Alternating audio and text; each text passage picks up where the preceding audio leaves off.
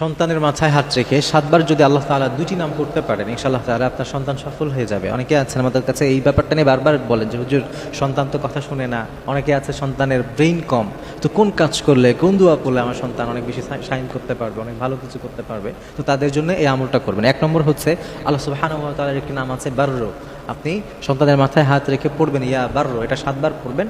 আর আরেকটি আল্লাহ তাআলার জাতি নাম আছে, মনে রাখবেন আল্লাহ তাআলার নামগুলো 2 শ্রেণীর। একটা হচ্ছে সিফাতি নাম, গুণবাচক নাম, অর্থাৎ আল্লাহ তাআলার যে সিফাত আছে, গুণ আছে, বৈশিষ্ট্য আছে, সেই বৈশিষ্ট্যমণ্ডিত কিছু নাম আছে, এগুলোকে সিফাতি নাম বলে। আরেকটা আছে আল্লাহ তাআলার সত্তাগত নাম, জাতি নাম, সেটা হচ্ছে আল্লাহ। তো আপনি আল্লাহ এবং ইয়া বার এই দুটো একসাথে করে যদি পড়তে পারেন ইয়া আল্লাহু ইয়া বাররু, এটা 7 বার সন্তানের মাথায় পড়বেন, হাত বুলাবেন, ফু দিবেন, কিংবা যখনই আপনার মনে পড়ে আপনি আল্লাহর এই দুটি নাম পড়ে পড়ে আপনার সন্তানকে যদি ফু দিতে পারেন, ইনশাআল্লাহ তাআলা আপনার সন্তান অনেক ভালো কিছু করবে। এবং মনে রাখবেন যে একজন মায়ের জন্যে, বাবার জন্যে যে দোয়া, বাবা মায়ের দোয়া সন্তানের জন্যে সব থেকে সফলতার বড় সিঁড়ি। অনেকেই আছে বাবা মা যে হতাশ হয়ে যায়, তো হতাশ হওয়া যাবে না, বরং আপনার কাছে আল্লাহ তাআলা অসাধারণ হাতিয়ার দিয়েছে সন্তানের জন্য, সেটা হচ্ছে দোয়া। আপনি যদি সঠিকভাবে দোয়া করতে পারেন আপনার সন্তানের জন্যে, আর সন্তান যেন দিনের ভিতরে থাকতে পারে, একটা দিনী পরিবেশে থাকতে পারে, আপনি যদি এই ব্যাপারগুলো নিশ্চিত করতে পারেন, ছোট থেকেই যদি ওকে দিনের শিক্ষাগুলো, বেসিক যে শিক্ষা আছে এগুলো যদি দিতে পারেন, ইনশাআল্লাহ তাআলা আপনার সন্তান আপনার চক্ষু উজ্জ্বল করবে।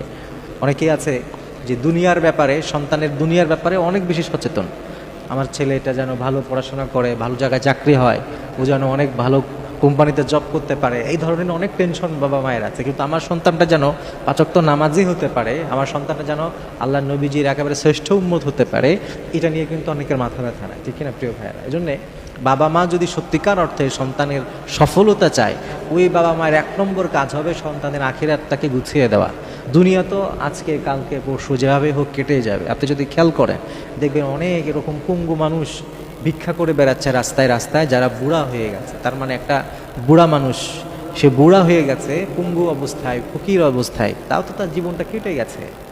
এমন না যে রিজিক না থাকলে জীবন কাটবে না, দুনিয়ার জীবন কোনো না কোনোভাবে কেটে যাবে, কিন্তু যেই জীবন কাটবে না সেটা হচ্ছে আখেরাত।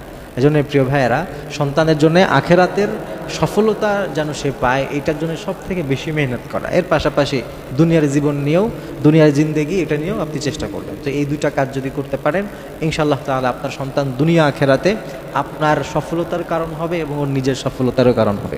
আল্লাহ তাআলা আমাদের বোঝার তৌফিক দিন।